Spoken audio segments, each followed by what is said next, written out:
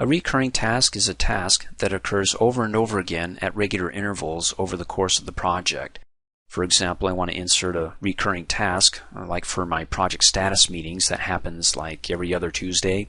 So to go ahead and insert that recurring task, let's say above my research phase, I'll go ahead and select that task, then come up here on the Task tab to the Insert group, click on the Task drop-down arrow, and there it is. Click on Recurring Task. Let's go ahead and type in the task name, Project Status Meeting, and then the duration for the meetings. 1 day, no way. Let's go ahead and do hours. Type in 2H for 2 hours, and then I can have that happen daily, every day, or every 2 days, 3 days, or weekly, or every other week, every 2 weeks like I wanted. And it will be every other Tuesday, so go ahead and check that. And then for the range of reoccurrence, it'll start on the project start date, which is August the 31st. I'm fine with that. And then end after maybe 4 meetings, 5 meetings, 6 meetings, or we can have it end by a certain date. Let's go ahead and click on the drop-down arrow.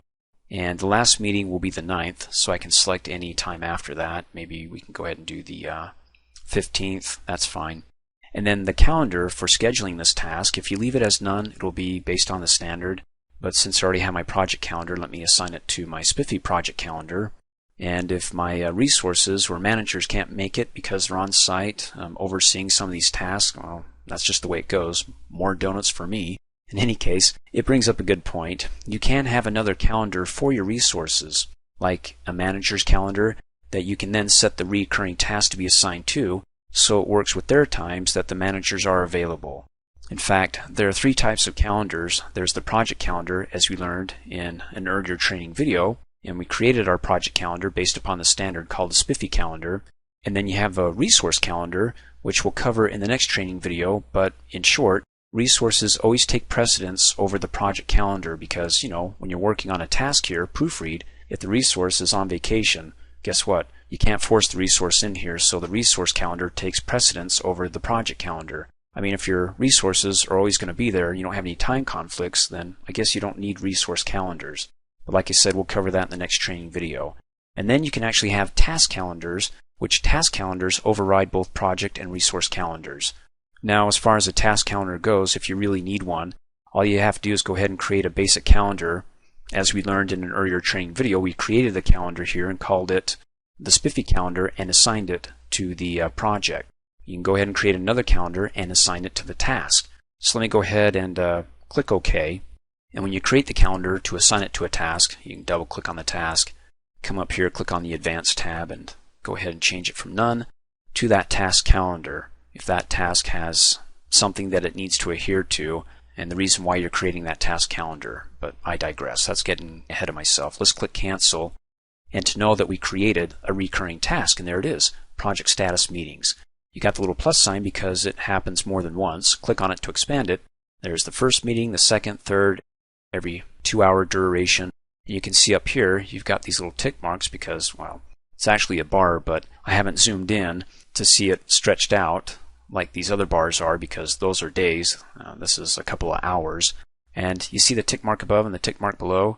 Doesn't mean that you have more meetings. It just means that for the task summary, this is when they occur, and this is the corresponding meeting that will occur underneath that summary. So it's just a reflection that you can see down below. So there's meeting 1, it's up above in the summary, meeting 2 in the summary, meeting 3 in the summary, and so on. Okay, and it should end, there we go, after 6 meetings. In fact, if I go ahead and scroll over here, the last meeting is Tuesday, November the 9th here. We start that day, go for 2 hours, we finish the same day. Let me go ahead and scroll back. In fact, instead of scrolling over, if you'd like, let's see, 1, 2, 3, 4, 5. If I want to get back to the first meeting, you can either right-click on the task and go down to Scroll to Task, and it'll take you right back to it. You can do it that way. Right-clicking is a lot faster than, well, selecting another task and coming up here from the Task tab to the Editing group and click on Scroll to Task to take you right to that date that the task is scheduled on. And then if we don't want to see all these subtasks to the summary task, like we learned in an earlier training video, you can click on the plus sign to collapse it, but before you do, you can hover over these icons in the indicator column to get more information. This task has a start no earlier than constraint on Tuesday, September the 28th, and the Spiffy calendar is assigned to the task. So recurring, it's set. It's not linked to the other task, because I haven't linked them, this is something outside of the link where I have to wait for the meeting to happen before I can go to the next task. That's not going to work for me. We can right click and scroll to the task back at the beginning. So starts, and it goes right down to the first task. So the meetings during the project, if they're available, great. If not, then they're busy. Oh well, the meetings will continue to go on, and they won't affect, because they're not related to the other task, whether one task is completed to go to the next. The meetings will happen. You can see over here in the indicator column for the first one, the summary tells you the task occurs 6 times. It's got the arrows turning in on itself to know that it's circling, it's recurring, happening over and over again, well, up to 6 times. And then I can go ahead and click on the minus sign to collapse it, and then just focus on what I see over here in the Gantt chart without seeing double here for the task and the task summary of those meetings. As you recall in the previous training video, there are 3 calendar types. There's the project calendar, the resource calendar, and the task calendar. At the very least, you want the project calendar because, well, that's the standard default for working and non-working times for the task within your project. For example, my project calendar has us working Monday through Friday from 8 to 5 with an hour lunch. Now, if there are exceptions to the resources that will be assigned to the task, like they're not going to be available during those default working times, then you can go ahead and create a calendar for the resource that allows them to go ahead and work on that task during the non-default working times for the project calendar. So the resource calendar will always take precedence over the project calendar, because I may have a resource that says I'm not available until 6 o'clock after we close at 5. Then you have the task calendar that you can create, which will override both project and resource calendars. For example, when you assign the project calendar, it assumes all the tasks within the project are going to be, well, during those times, the working times from 8 to 5. But if I have one task that's not going to be available to work on until after the standard project time, then I can go ahead and create a calendar for that task, and again, it will override both the project and resource calendars. Now in this training video, I'm going to show you how you can create and assign a resource calendar to the resource, and that resource that's not going to be available during the typical working times, Monday through Friday from 8 to 5. Or maybe they are, but only at certain times throughout the year. So to go ahead and create that resource calendar that again will always take precedence over the project calendar, then let's go over here and right click on the view bar and go to our resources, which can be found in the resource sheet view. Actually, when you create a work resource with the type work, not material or cost, project will automatically create a calendar for that resource. How do I know? Well, let's go ahead and try it. Let's create another resource. Hit the tab key, automatically assigns it the type work. So if I come up here on the project tab to the properties group and click on change working time, which is the command to create a new calendar or to make changes to a calendar that's been created, go ahead and click on it and hey, there it is. Another resource calendar has been created, and its base calendar is a copy of the project calendar, so everything that was in the project calendar gets copied over, like the times that we're not working, Saturdays and Sundays. And also, let me go ahead and click and drag this up, go back to 2010. Oh, went too far. And if we scroll down to, oh, there we go. We've got Labor Day off, and of course the other days off like Thanksgiving and also Christmas here, or the couple of days before Christmas. So if I go ahead and click cancel, let me click on the row header to select the entire row, hit the delete key to get rid of that resource. In this example, I want to go ahead and change the Admin Assistant 2's calendar to show that they're only available in the mornings, and maybe during the times or during the months of October and November, or the last half of October. So to go ahead and set this up, just double click on the resource here, Admin Assistant 2, and come over here and click on Change Working Time. Now the difference between this one and coming up here and clicking on Change Working Time here is that you can't change the resource. I can't go from Admin 2 to some other resource. So just be aware of that when you open up and change the working time in the resource sheet view by double clicking on it here. So what we need to do is come over here to the work weeks, and the default work week is from 8 to noon, 1 to 5, but they're not available from 1 to 5, so I come over here with the default selected and click on details. And then we select Monday, hold down the shift key and select Friday, so it's Monday through Friday. Come over here to set the days to these specific work times. I can go ahead and click and drag and delete 1 to 5. And I can even manipulate these numbers and say, okay, it's going to be 8:06 a.m. Hit the tab key, but well, I'm just going to leave it as 8 a.m. Hit the tab key, okay? and then just go ahead and click OK, and there you go. In fact, if you come up here and click on any day, working day that is, you can see even in the year 2013 that that resource is only available from 8 to noon. Having said that, when you assign this resource to a task, when you say that they're giving 100%, that means for this resource, their 100% is only 4 hours, not 8. So in other words, if the resource availability is not set here, then when this resource is assigned to a task, project will assume that this resource availability includes a full 100% of an 8-hour work day and not a 4 hour. So to get 8 hours out of this person, we have to go above 100% to 200%. We have to double from 4 to 8, okay? And we'll talk about that a little bit later, but they're part-time. So I can go ahead and click OK. So you can go ahead and click on the drop-down arrow and scroll, or better yet, just go ahead and type in the date. Let's see, available from.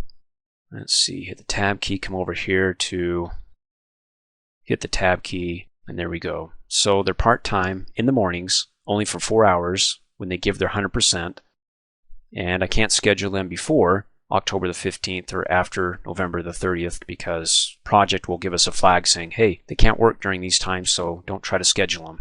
And then in fact, if we'd like to kind of flag us about this particular resource, come up here, click on the Notes tab, come down here and type in a note that says, okay, given enough notice, this resource can work afternoons instead of mornings. So when I click OK, you get a note over here. So when you schedule this resource, and we'll talk about this later, when you schedule them and it's more than what they can handle, like instead of working 4 hours, we have this resource assigned 8 hours, they'll be over allocated. That's too much for them. They can't work more than 4 hours, so it'll flag us, in which case we can go, that's odd. I thought all my resources work full time, or maybe you don't even know that, so you can come over here and hover over the note and say, oh, given enough notice, this resource can work afternoons instead of mornings. Okay, what's the deal? Let's go ahead and double click to open it up and go to the General tab and find out, okay, can't schedule them outside of that. Let's click on Change Working Time, go to the default here, and you can see, well, you can just select it up here and take a look at what their default hours are, okay? And then, of course, you can go ahead and make the changes. If they give you enough notice, then you can come in here, make those changes so you don't get a red flag that tells you the resource can't work those days or during those times. Because if they change on the fly, then you can come in here and change it as well to reflect when they're available. When it comes to assigning resources to your task, well, in this training video, I'm just going to show you how you can assign your work type resources, because after we grasp the basics, in a later training video, I'll show you how you can assign your material resources, costs, and then your budget. Now, as far as the costs go for my resources, I haven't set that up yet. I'll also cover that in a later training video. And as far as the benefits go for assigning a resource to a task, I can think of 4. First is that if you assign a resource that's a work resource to a task, it'll tell us who's working on the task, which is pretty important to me. And then accurate scheduling. If the resource has a calendar that it goes off of outside of the project calendar, or as we talked about in an earlier training video, that the resource calendar always takes precedence over the project calendar because the resource isn't available during the standard working times of the project calendar, then when we schedule, it'll be accurate because that's the only time that the resource is available, as it overwrites the project calendar and allows that resource to work in those non-working times.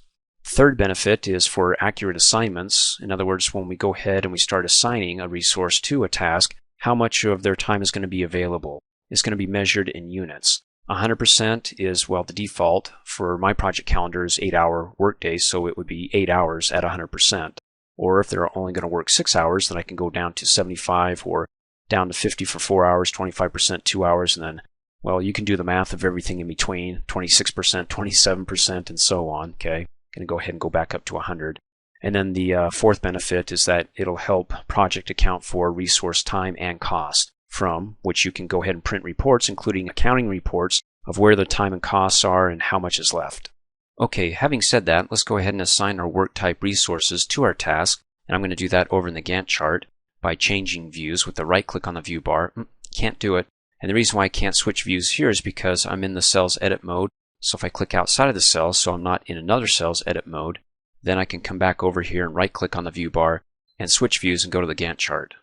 Now there are 3 different types of ways you can assign resources to your task. The first way, and probably the most simplistic way, is just to go ahead and select the task that you want to assign a resource to. Then come up here and click on the Resource tab, go to the Assignments group, and there you go, the 2 dudes. Assign resources. You can see in that pop-up you can also use the shortcut keys Alt F10 to bring up the same window. I'm just going to click on it, and it brings up the Assign Resources window with a list of all the resources that we have over in our resource sheet right here. So all I have to do is, with the task selected, is to go ahead and scroll to and find the resource that I want to assign to Examine Software, like Writer 1.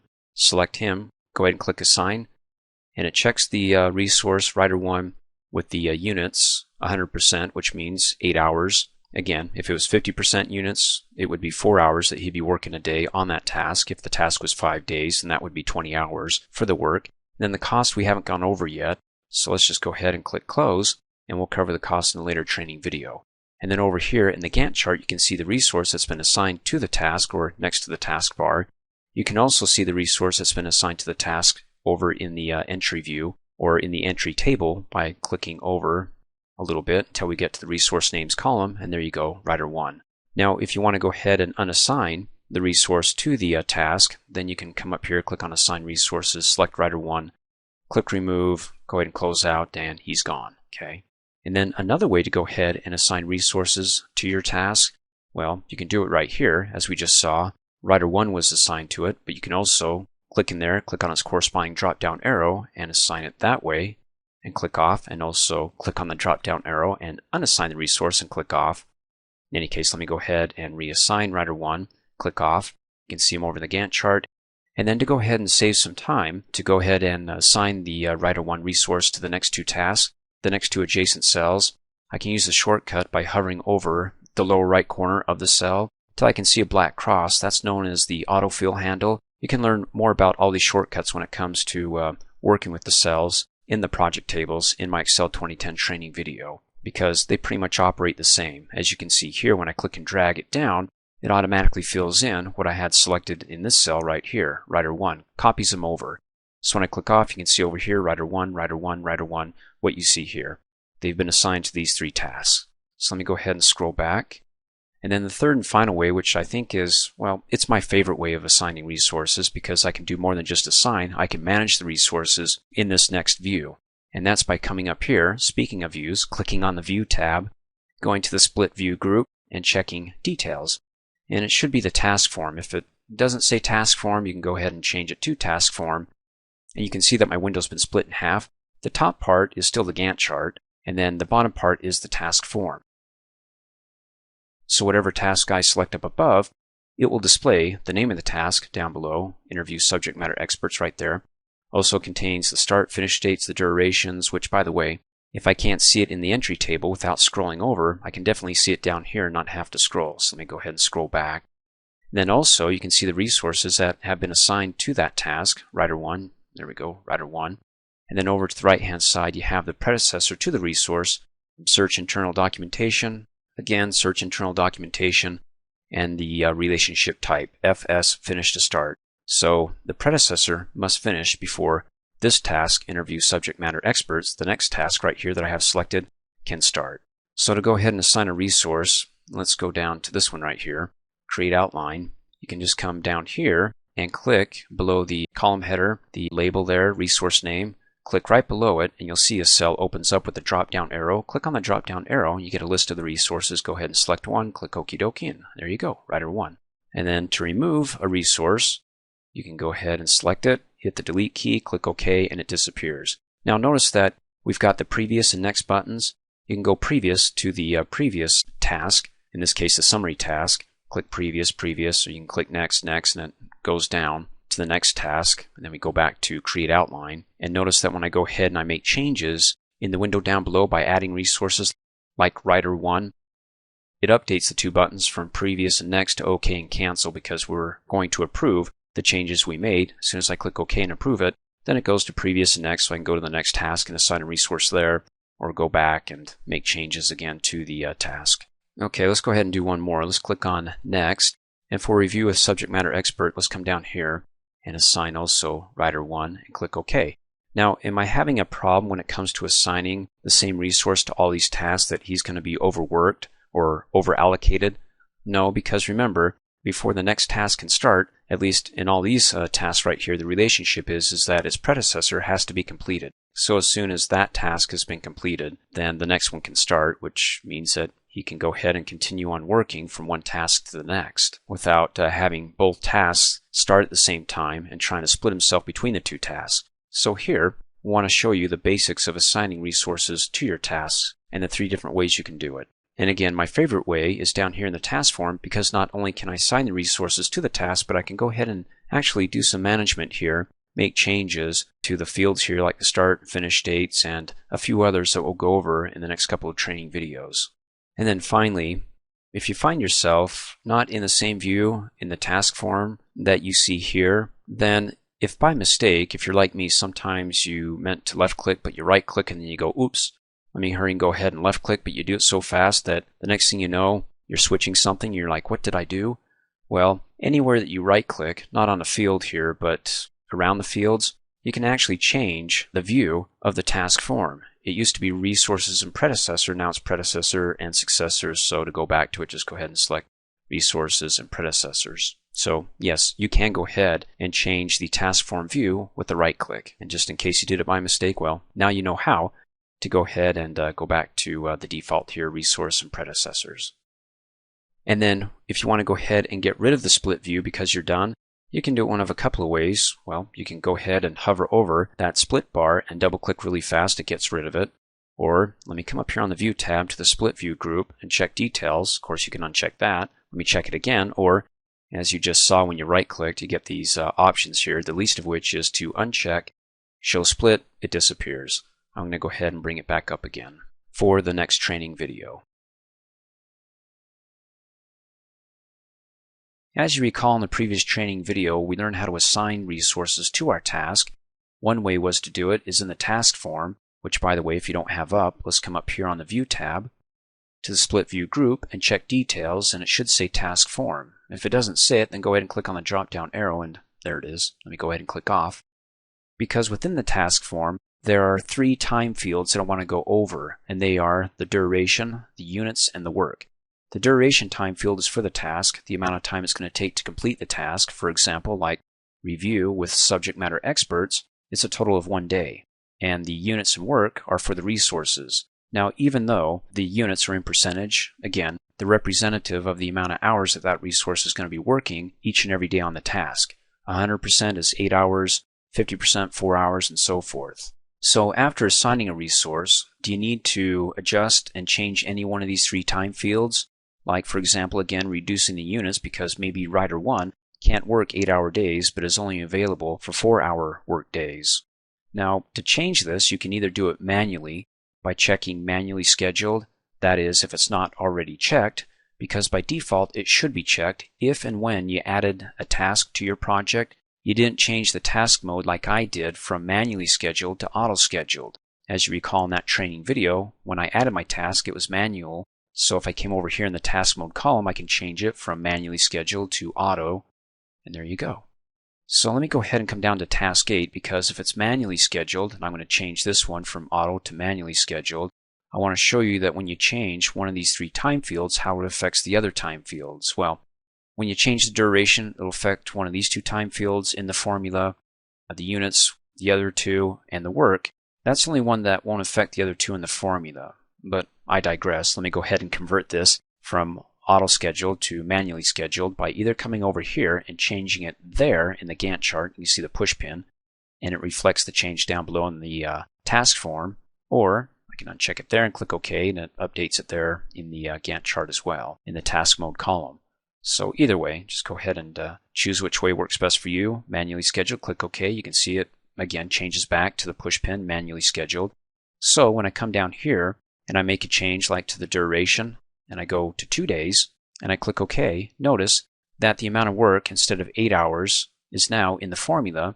You've got the amount of time that he's working per day, 100%, so 8 times 2 days is a total of 16 hours of work.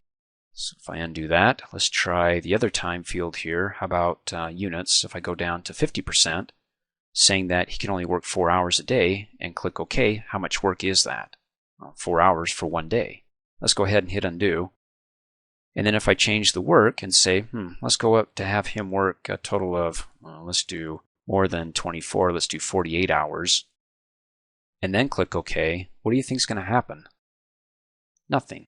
I mean, for me, you'd think that for 48 hours, that would reflect the duration of 6 days, because, I mean, you can't work 48 hours in one day, right? Let me go ahead and hit undo. So that is the only field that won't update in the formula here when you're in manually scheduled mode. Now, if you're not going to use manually scheduled mode, let me show you. When I uncheck it and I click OK, the task type field comes into play. It actually is now being applied when you update or make changes to any one of these 3 time fields. Let me show you. Manually scheduled, it's not in play. But uncheck it, it is in play. Let me go ahead and click OK. Now, what the task type is that it will determine what happens to the 2 of the 3 time fields with the option to control or have one of the time fields unchanging or, as it says, fixed. So, as you recall when we had it manually scheduled, when I changed the duration, it updated one of these 2 time fields, right? But in auto scheduled mode with the task type feature available, by default it's in fixed units. So if I go ahead and I update the duration or the work, it won't change the units. In other words, I can control that field so no change comes over it. Or I can go ahead and say, okay, when I update the other 2 fields for units and work, update the other one, but don't update or change the duration because it's fixed. And then also you can say fixed work, so any changes you make to units or duration, it'll update the other one but not the fixed work field, okay? So if I go back to fixed units, let's see how this works. So units won't be changed if I change the duration and go out to 2 days and click OK. It updates the work, because in the formula 8 times 2 equals 16 hours of work. And I can go ahead and undo that. And then if I made changes to the work and went to, well, let's go down to 4 hours. There you go. 4 hours of work, and I click OK. It doesn't change the units and saying, okay, he's only available 4 hours. We can go to 50% because it's fixed units. It cannot change the units field.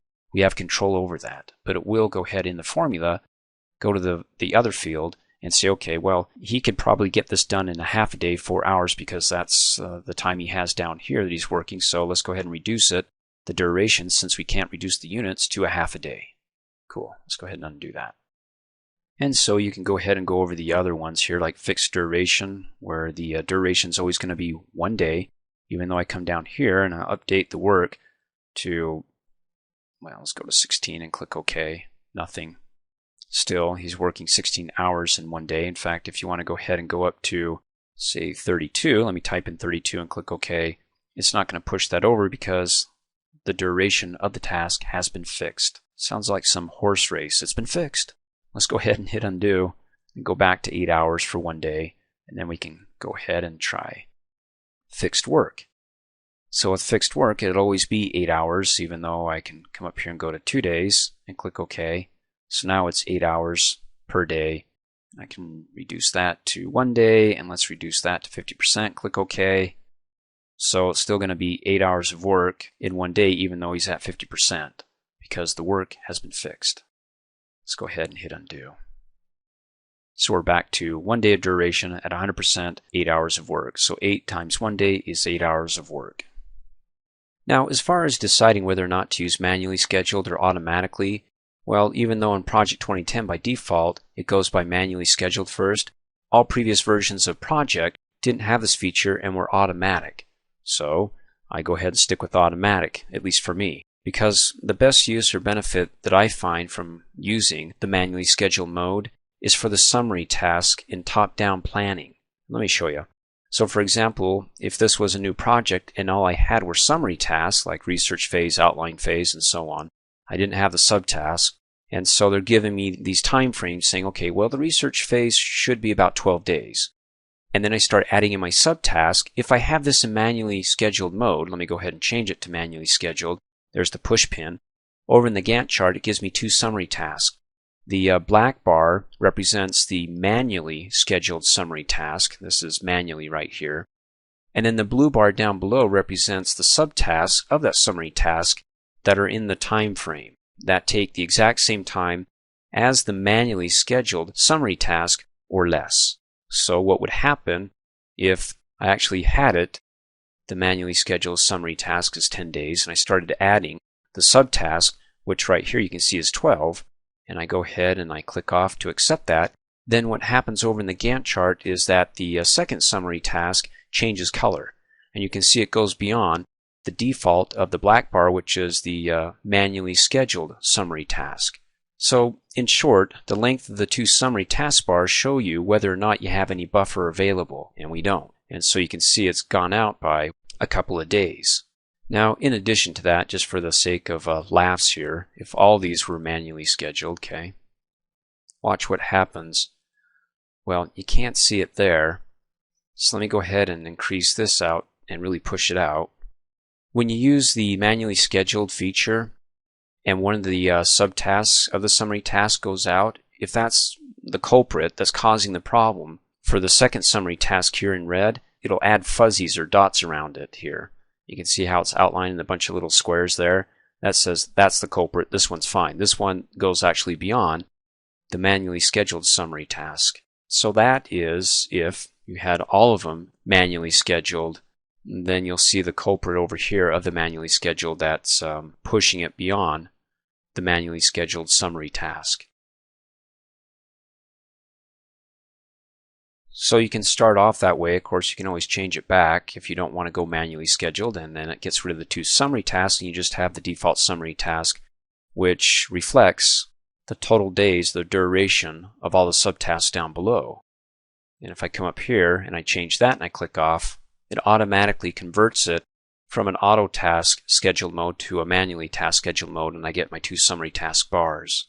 Because in auto schedule, project's doing the calculation. If I mess with it, then it says, okay, I'm washing my hands. I'll go ahead and give you two summary tasks, and you go ahead and keep track.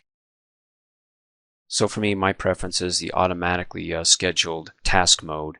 And to do that, as of course we learned in an earlier training video, if you want it to always be in that mode, when you create a new project, then you have to come up here and click on the File tab, go down to Options, come up here and go to Scheduled, and then come down here and say, okay, new task created will be not manually scheduled, but auto-scheduled.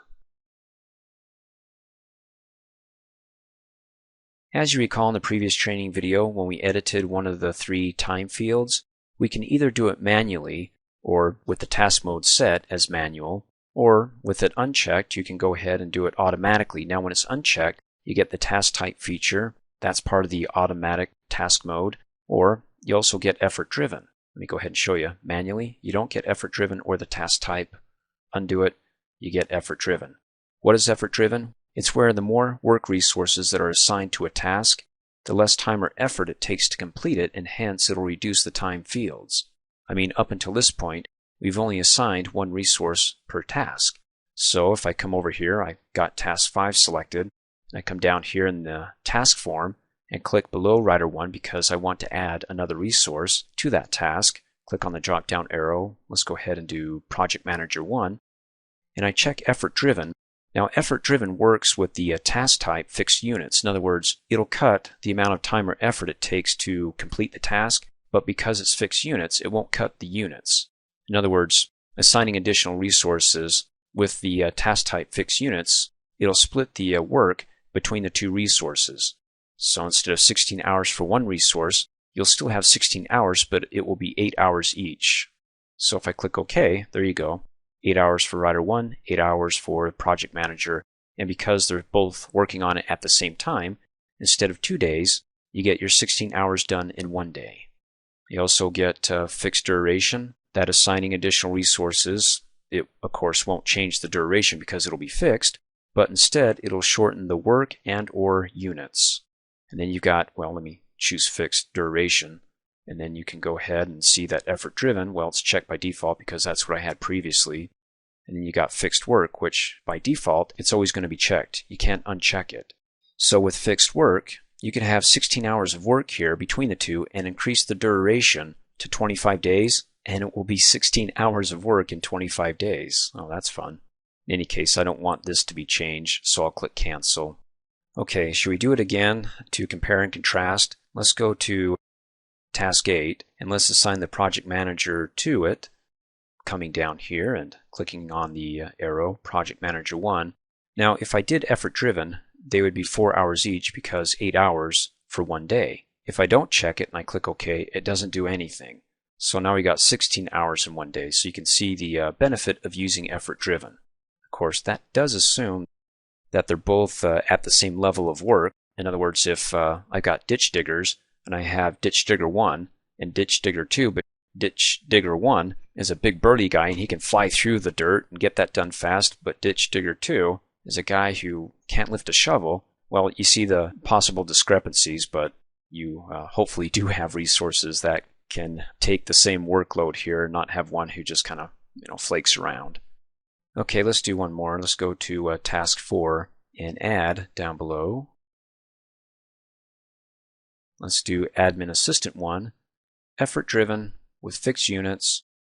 Okay, 5 days, 40 hours of work. It's going to split the work, 20 here, 20 there. Click OK. Now it's 2.5 days. So cool, I've shortened my project's finish date by a couple of days at least, and I have a happy client. And then when you're finished, using the task form down below to get rid of it, of course you can come up here on the View tab in the Split View group and uncheck it, or if you're really good, you can double click really fast to get rid of it. If you want to bring it back, instead of coming up here and checking it, you can just come back down here in the lower right hand corner. I don't know if you can see it, but you see that little tiny bar right there? When I hover over it, you can see arrows pointing up and down. Well, when you see that, click and drag, and you can bring the split bar back up, the split window, and you can see the task form is there. Click and drag to get rid of it. It's gone. You click and drag to bring it back, or double click really fast and it's gone. In this training video, I want to go over a little bit more in depth the differences between those tasks that are effort driven with their different task types and those that are not. So for example, I've got each of these tasks that are spelled out, whether it's effort driven and what task types. So when I select it, you can see down below in the task form that fixed units, effort driven, fixed unit, effort driven. And each task has a total of 8 days with Rider 1 assigned to each one. Now you're probably looking at this going, oh my gosh, this guy's going to be overworked, because it's not a relationship where he finishes this one and starts the next one. He has to start the next one the same day. Well, don't worry about him being overworked or overallocated. Let's just focus on the differences between effort-driven and the task types and those that are not. And we'll cover overallocation or being overworked in a later training video. So first off, writing the manual. When I go ahead and assign a second resource to it, and we covered this in the previous training video, so this will be a refresher. Let me come down here and click below Rider 1 and click on the drop down arrow and select Rider 2. Before I click OK, what do you think is going to happen when the units are fixed and it's effort driven? Well, it's got to cut one of these times in half. Will it cut both? Go ahead and click OK. It won't cut the units because they're fixed. So with a total of 64 hours for the first resource, when we assign the second one, it's divvied up. Still 64 work hours, but between the two. And because it assumes that they're both working at the same time, it's cutting the duration down to 4 days. So if you look at the formula of units, 8 hours a day, 8 times 4 is 32. And 8 times 4 is 32. You get your total 64 hours still completed, but in a shorter amount of time because, again, project assumes when it's effort-driven fixed units that they're both working at the same time. Okay, let's go to the next one. Okay, fixed duration effort-driven, fixed duration effort-driven. Great. So when I come down here and I assign a second resource, and before I click OK, remember it's not going to change what's fixed. So what's going to happen between the work and the units, or both, when I assign the second resource? Well, if I go ahead and click OK, because the duration is fixed, it'll still be 8 days, but the work, where it used to be 64 hours, is still 64. But wait a second, let's do the formula. Something's not right here, and this is one of the flags that I have in Project 2010, at least for me, is that when you look at the units and you do the formula, 8 hours a day times 8 days is 64. Shouldn't the units also be cut in half? Because 4 hours a day, 4 times 8 would be 32. It's not working, so at least in my project, maybe it will for you unless I got a bug. So if I go ahead and I update the units to 50% each and click OK, okay, that looks better. Again, it's not going to change the duration because it's fixed, and when you do the formula, 50% is 4 hours. So 4 hours a day, 4 times 8 is 32, and for this resource, 4 times 8 is 32. There we go. We get our 64 hours in 8 days without changing the duration. Now, just because it says it's fixed, the duration, doesn't mean that you can't change it. It just means that, okay, automatically, project isn't going to be looking to change that when you adjust the other two fields. You can still come up here and adjust this field and click OK, and it will update or adjust one of the other time fields to correspond with this. So if we go 4 hours times 10 equals 40. Cool. So again, project just says, okay, if you want to go ahead and mess with something that's fixed, I'm out of here. So again, you can go ahead and still make changes to something that's fixed, but that's up to you. It's just done automatically that when you change the other fields, project won't mess with that one, okay? Let's go ahead and go to the next one. And this is fixed work, effort driven. Well, by default, fixed work is always going to be effort driven. That's why I don't have a sixth one down here that says fixed work, not effort driven, because it's always going to be checked. So if I come down here and I assign another resource, the work is always going to be 64 hours. So when I click OK, you can see that there's still 64 hours, but between the two resources. Now you're probably going, wait a second, this looks a lot like or acts the same way as fixed units here, because it doesn't change the units, and neither does when I, with fixed work, add another resource, change the units as well. It just changes the work. Well, if I come up here and I set the duration to 6 days and click OK, notice that the work is still fixed. So maybe that better explains it there. It doesn't mess with the work here at all. Still 64 hours, but in 6 days. Now, you can still change the work, as I mentioned in the task up above, or the task type that's fixed. And for example, let's go ahead and go down to 24, come down here and go down to 20 and click OK. And it will adjust one of the other time fields accordingly, either the units or the duration. So again, because it's fixed doesn't mean you can't change it. It just means that when you change one of the other time fields, it won't mess with that one that's fixed. Okay, we've got that one. Let's go ahead and go to the next one. Now, these next two that aren't effort driven, I can add as many resources as I want. It's not going to go ahead and update any of the time fields or compensate for them. So if I come down here, and I add writer 2, and I click OK, it's not effort driven, it's not going to cut the time in half. But knowing that the task type is fixed units, I can go ahead and adjust one of the other two time fields, like the duration, maybe go down to 4 days and click OK, and it'll go ahead and update the other field, not the one that's fixed, the units here, and vice versa. If I go ahead and do this, and go ahead and do that, and click OK, now we're up to about 6 days. Let's go ahead and go to the next one. This one is fixed duration. Again, not effort driven, so it's not checked. So if I come down here, it doesn't matter. I can add as many resources as I'd like and click OK. It's not going to affect the other time fields. The only way that it affects it is knowing that I don't want the duration changed when I change one of the other two time fields. It's going to be fixed. So if I go ahead and come down to these guys only being able to work 4-hour days and click OK, it updates the amount of work that they're able to put within the amount of time that the task is supposed to be completed in 8 days. So let's go ahead and do the calculation of 4 hours, because 50% is a 4-hour workday. 4 times 8 is 32. 4 times 8 is 32. Sweet. And of course, you can go ahead and change the work. And notice that when I click OK, it won't change the duration. In fact, I really probably ought to change the work. Let's do 2. And let's do 10. Do OK. Nothing. Now the resources that I've assigned to my task are not working for free. I have to enter in a cost for these resources, and if you do too, then let's go ahead and enter the cost form by coming over here and changing views by right-clicking on the view bar and going to the resource sheet view. As you recall in an earlier training video, this is where we entered in the resources and also where we're going to assign cost to them. And the 3 different types of resources that we'll be assigning cost to are the work, materials, and cost. So let's come over here to the standard rate column and assign a cost or standard rate for writer 1. Type in 10. There you go, $10 an hour. Writer 2, $15 an hour. Editor will be.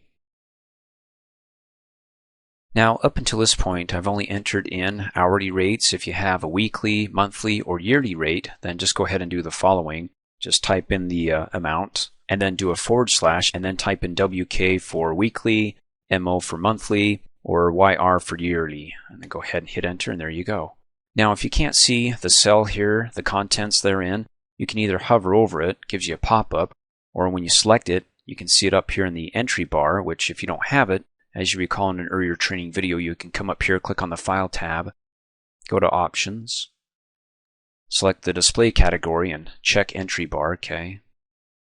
Or you can come up here, hover over to the right hand side of the column header, standard rate, till you can see arrows pointing in opposite directions. You can click and drag to stretch it out. Or if you want it just right, and do a best fit to the longest data within the column, that cell here, then you can go ahead and double click really fast. Or if you're not good at double clicking really fast, you can right click on the column header, go down to field settings, and then choose best fit, and that works. Okay. Alright. For the glossy paper, it's in bundles or reams, and how many sheets of paper in a ream? Well, 500. And for one ream, that's what we're entering the cost in for. Could be, let's see, 25. And then maybe for plain paper, it's a little bit less, 20.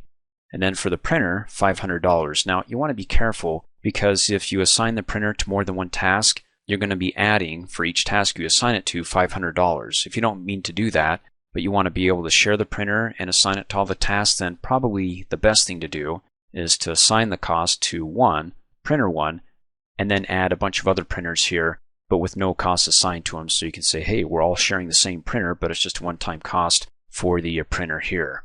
In fact, that brings up a good point. We do have the cost use field over here that we'll cover in a later training video, a one-time cost for the use of it. In any case, the last thing we got here is travel expenses. Now, I cannot type in any numbers in the travel expenses rate field, and the reason why is because it's subjective. In other words, when I assign this to task 5 to travel out of state, I can have a cost for that, and if I go to task 7 and I have to travel again, that could be a different cost. So the costs are variable, so what you need to do is go ahead and assign the resource to whatever tasks that have travel expenses, and then you can actually go into that resource that's assigned to it separately for each task and assign a cost to it, because again, one cost doesn't fit all. It could be for one task just in gas, it could be for the next task that we assign travel expenses, could be for food only or air flight. I mean, it's a variable. In fact, let's go ahead and do that right now. Let's go over here and change views and go to the Gantt chart view. Let me right click on the view bar, come up here, Gantt chart. Every now and then it'll do this to me where I can't see the table. It just kind of freaks out here. It may not do it to you, but it does it to me. Let me be sure to save my work, and then it's just best to close out. And then let me go ahead and double click to reopen it back up. And then because I'm using Windows 7, once it's open, I can right click on the corresponding button for the window that's open down below and get a jump list. And the most recent one that I've been using, or that I have pinned in the jump list, is the software training manual. In other words, I just closed it, reopened it back up, and it refreshed it, so I can now see the entry table. In any case, hey, something new that I'm learning here, at least the bug that I might have in my project. In any case, once you bring it back up and it's refreshed and you can now see the entry table, let's go ahead and go to task 8, and let's say that both the writer and the project manager are traveling together out of town to be able to, well, meet up at some place to review this with the subject matter expert. So to assign a travel cost to this, as you recall, when it comes to assigning resources to a task, you can do it the simplest way, which is come up here, click on the Resource tab, go to the Assignments group, click on Assign Resources, and scroll down to find our travel expenses. And you can assign it that way, and then once you do, well, notice, now that we have costs for our resources, they'll now show up over here. That at 100%, at $10 an hour, that's 8 hours, so 8 times 10 is $80. So there's the cost already configured for Writer 1. But for the travel expenses, again, this is just per task. So once we assign it, we can come back in here and type in a cost, and then hit Enter, click Close, and you can see over here, for travel expenses, it's $1,200. It won't show that expense for all the other resources or work resources that have been assigned, just the cost resources that you'll be able to see that cost over here in the Gantt chart, okay?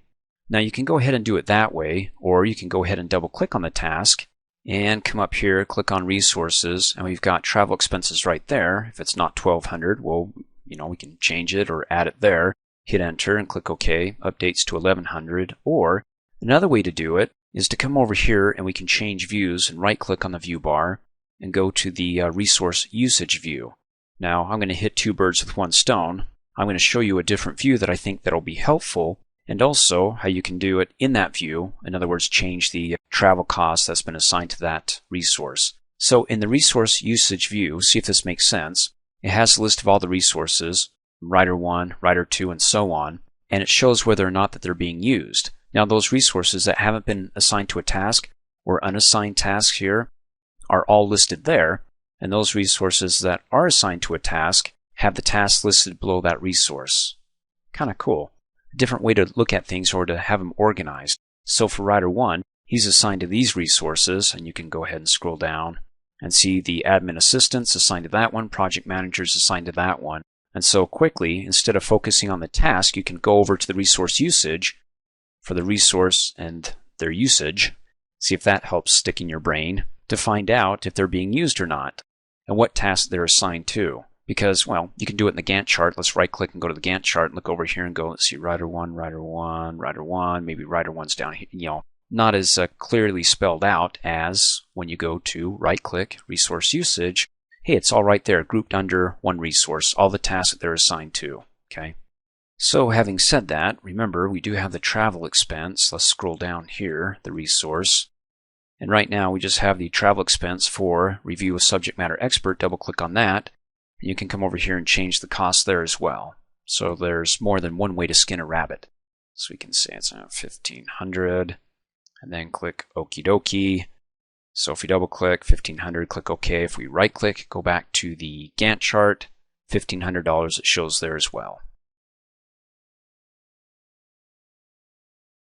Okay, we need to learn how to assign our budget resources here and enter in the values as in how much we want to set aside for the cost, material, and work resources.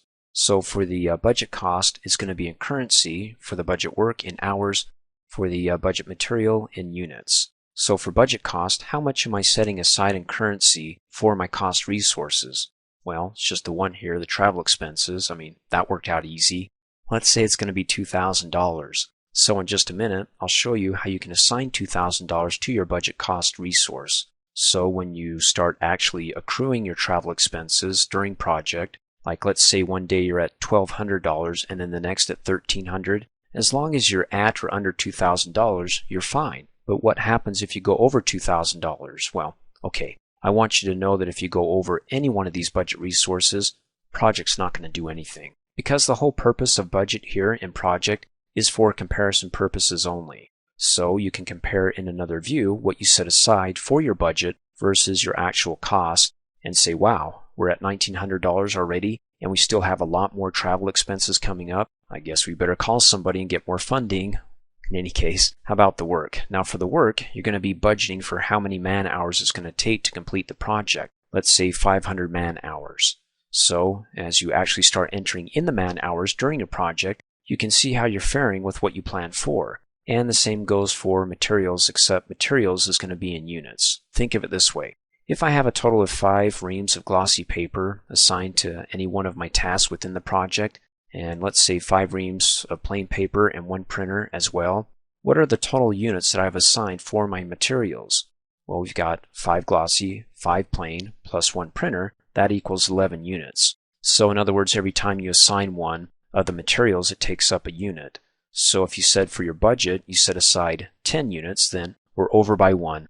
In other words, we probably would have been on target, except maybe one of the reams of paper had water damage, and now it's just good for toilet paper. So let's go ahead and first assign these budget resources. Just like we assigned all the other resources up above to a task, well, what task do I assign my budget resource to? It's going to be the project summary task, because isn't that what you're keeping track of? The budget for all the materials, all the work, all the costs within project. That's going to be our first step by going to the Gantt chart to assign our budget resources to the project summary task. Come over here, right click on the view bar, go to the Gantt chart. Okay, and just like any other task that you want to assign a resource to, it's simple. Just go ahead and select the project summary task so you can assign the budget resources to it. Come up here, click on the resource tab, go to the assignments group, click on assign resources, and then go ahead and click and drag and select the 3 amigos there, the budget resources, then click on assign. There you go, that's it. They're checked and we're done. As a side note, you cannot assign any other resource that's not a budget resource to the project summary task. I mean, you can go ahead and select one and try to assign it, but the button's not available. Let me go ahead and close out. Now to go ahead and to enter in the values for the budget resources, let's go ahead and change views and go to the resource usage view by coming over here and right clicking on the view bar. There we go, resource usage. Now we covered this or we went over this view in an earlier training video, but as a quick recap, just think of the name here, resource usage. What resources are being used? You can come over here and you can see the tasks that are not assigned, that don't have a resource assigned to it, and then down below those resources that are assigned to a task that are being used, or in usage here, you can see for Writer 1 all the tasks that have been assigned to that resource. Writer 2 doesn't have any, but let's go ahead and scroll down because we want to take a look at the budget resources, and there they are right there. And you can see that they're all assigned to the project summary task, which when I select this I can come up here and look in the entry bar because I can't see it down below, the cell's cut off. But in the entry bar it displays everything within that cell, SPIFFE Software Training Manual, the project summary task.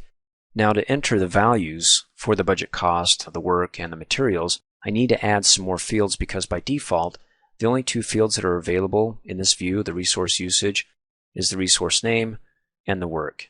So I can go ahead and add a new column, and there's a couple ways you can add a new column or fields to this table here.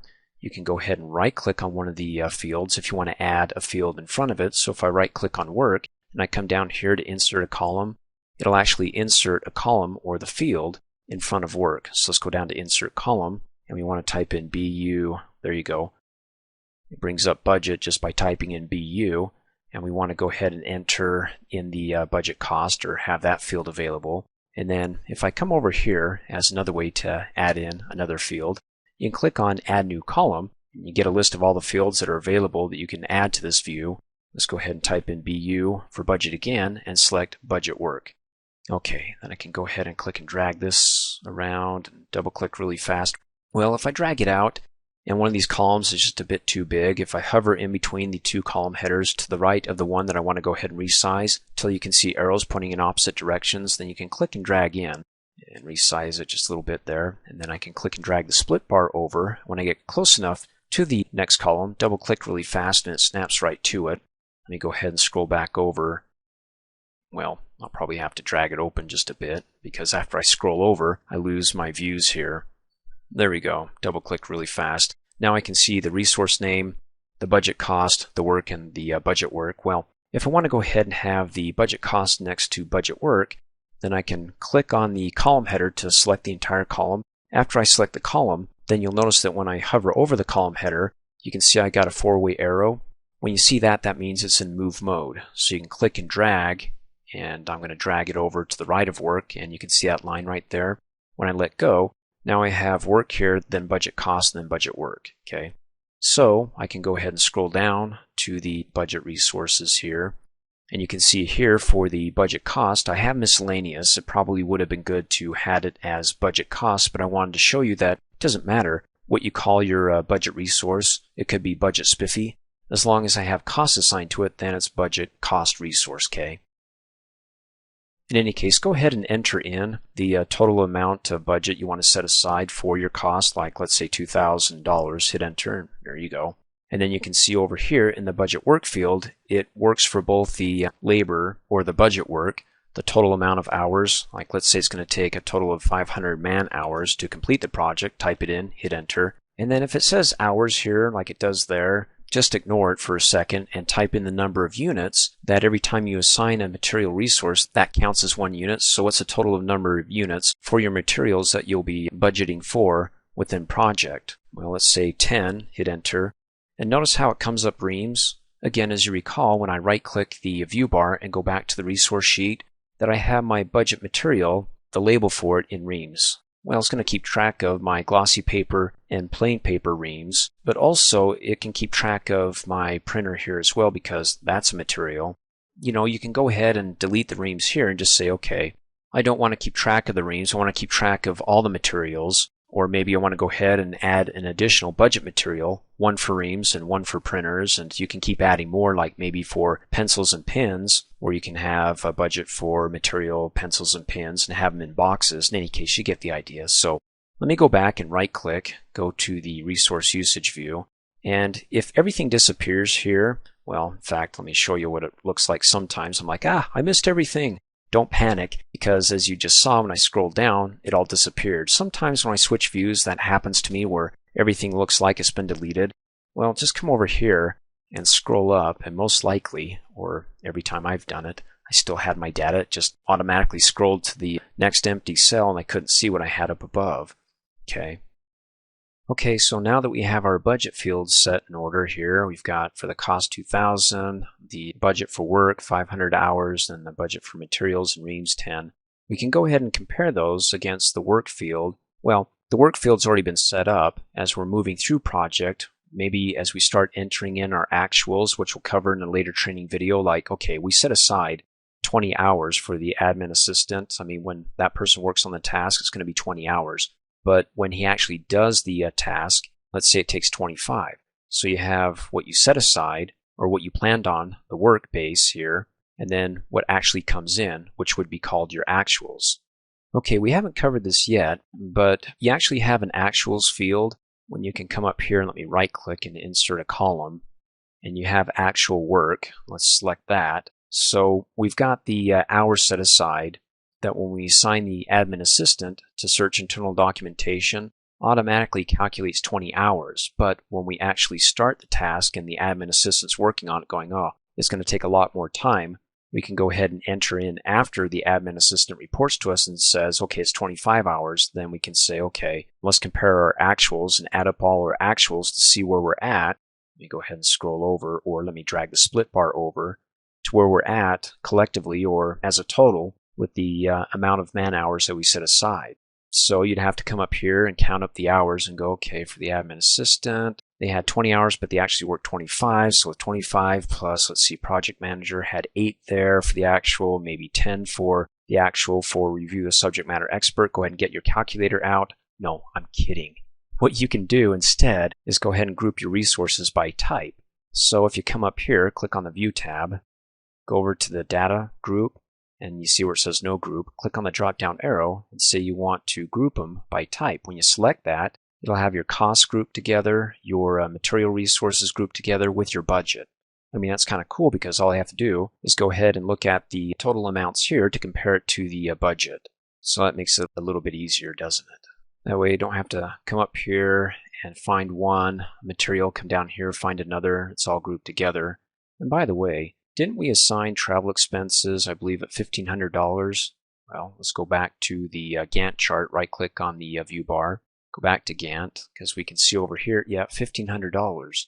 So when I right-click on the view bar, go back to resource usage, and scroll down, how come it doesn't show $1,500 here? Well, look at your fields here. Do we have a cost field? No, we just have work. We have budget cost, but we don't have just the simple cost field. So if I go ahead and right-click on budget cost, insert a column, type in C for cost. Let's go ahead and select cost. There we go. Okay, travel expenses right there, $1,500. There's the total, and you can see so far it's been assigned to review with, let me select it, review with subject matter experts. You can see up in the entry bar, and we've got 2,000, which is the budget. So if I right-click, go to the Gantt chart, and let me come up here and I select this task, and I want to go ahead and assign travel expenses to that. Click on the Resource tab, click Assign. Let's go ahead and scroll down to Travel Expenses, click Assign. Then the cost, because travel expenses or the cost resource is per task, then we can go ahead and enter it over here and we'll say $200, hit Enter. Go ahead and close out. So we now have a total of $1,700. So if I go back to my resource usage view, right click on the view bar, resource usage, scroll, scroll, scroll. There we go. So travel expenses has been assigned to create outline, review with subject matter experts, gives me the total. I can look at the total here, compare it to the budget, go, whew, I'm doing okie dokie. And then of course, if you want to go ahead and ungroup this, go back to the way it was, come up here, click on the View tab. In the data group, change the resource type, which is the current grouping, and go to no group, or click clear group, and we're back to where we started. Well, except we have all these fields here. I can go ahead and right click on actual work and say hide it, or I can go ahead and select it and hit the delete key on the keyboard. It's the same as hiding. It doesn't delete the field, it just removes it from your table view here. Then I can go ahead and click and drag the split bar back and double click really fast to snap it to the closest column here. As a side note, I know we haven't talked about reports yet, and that's going to be in a later training video, but at this point, since we're talking about budgets, if you want to view a graph of your budget, either in Visio or Excel, then come up here, click on the Project tab, come over here to the Reports group, and click on Visual Reports. Click on the Assignments Usage tab. You can go ahead and do it for budget cost. Let's do it for budget work. Go ahead and select that and click on View, and then give it a second to go ahead and pull up in Excel. And hey, if you know about Excel, you know what this looks like. It has the chart, and the chart's based upon the data found over here in the pivot table view. And I talk about pivot tables in my Excel 2010 training videos. So let's go back to the chart, and let's go ahead and close out of that so we can scroll down and see more of our chart. There we go. We've got the budget work, and then we have the work that's been assigned. And then you've got the actual work, which we haven't started entering in the actual work yet. So you can compare in quarter 3. Let me not scroll up and down too much, but in quarter 3 we've got the budget work, which is almost 250, and then just a little bit over it for quarter 4. So collectively it's a total of 500 man hours for the budget. And then so far what I've worked here, and that's in quarter 3. Okay, you can go ahead and save it. Let me close out, not save it. Thanks for watching. Hey, as a quick reminder, if you like my video, please give it a thumbs up. You can also click on me and subscribe to my channel to get notified of the latest videos. And for great specials on my products, please see the description below this video.